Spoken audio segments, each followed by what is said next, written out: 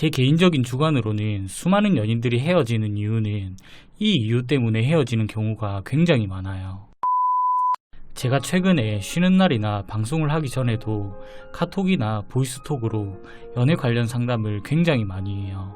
근데 너무나 다양하고 수많은 사람들의 연애 상담을 하다 보니까 하나의 공통점을 찾았어요. 제 개인적인 주관으로는 수많은 연인들이 헤어지는 이유는 이 이유 때문에 헤어지는 경우가 굉장히 많아요. 사람은 누구나 다 자신만의 가치라는 걸 가지고 있어요.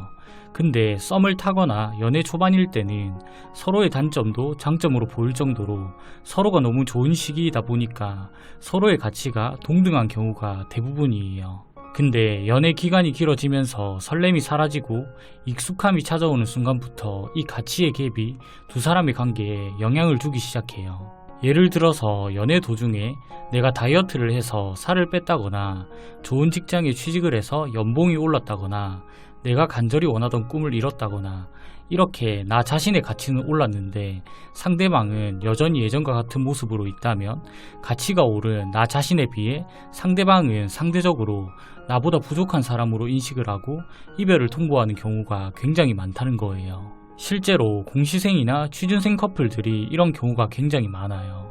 제가 공시생이나 취준생분들의 연애 상담을 하다 보면 대부분이 연애 과정과 이별의 레파토리가 다 비슷해요. 예를 들어서 두 사람이 열심히 노력해서 시험을 쳤는데 한 사람은 붙고 한 사람은 떨어졌어요. 그럼 일반적인 시선으로 봤을 때 먼저 합격한 사람이 떨어진 사람을 응원해주고 합격할 때까지 옆에서 도와줄 것 같잖아요. 근데 현실은 아니에요. 모든 사람이 다 그런 것은 아니겠지만 제가 이때까지 받은 상담 중에서는 떨어진 사람을 응원하고 기다려주신 분은 단 한 분도 없어요.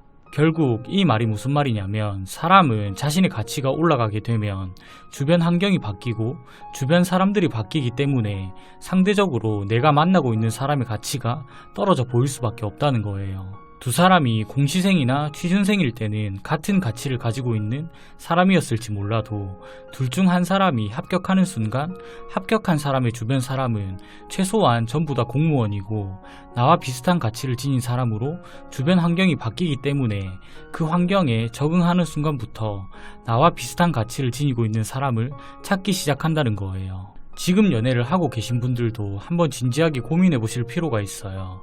언제까지고 그 사람이 내 옆에 있을 것이라고 섣불리 확신하고 항상 그 모습 그대로 있으면 상대방은 언젠가 나를 떠날 확률이 매우 높아요. 그렇기 때문에 가장 중요한 건 두 사람의 가치의 갭이 크게 벌어지지 않도록 항상 동등한 밸런스를 맞출 필요가 있다는 거예요.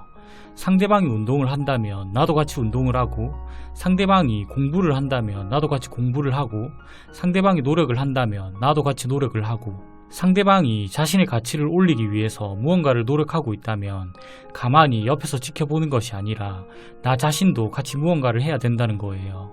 항상 말씀드리지만 연애는 결국 가치 싸움이에요. 나 스스로의 가치가 높아지면 연애든 재회든 이별이든 모든 게 나 스스로의 선택이 된다는 거예요. 오늘의 이야기는 모든 분들에게 해당되시는 건 아니겠지만 마지막으로 여러분들에게 드리고 싶은 말씀은 연인 관계에서 가장 위험한 감정은 익숙함이에요. 아무리 재미있는 게임도 반복이 되면 질리게 되고 아무리 재미있는 영화도 계속 보게 되면 감흥이 점점 줄어드는 것처럼 연인 관계도 지속적인 가치의 변화가 없으면 익숙함이라는 감정이 두 사람의 관계를 흔들어 놓기 시작해요. 부디 오늘의 제 이야기가 여러분들에게 조금이나마 도움이 되셨으면 좋겠습니다.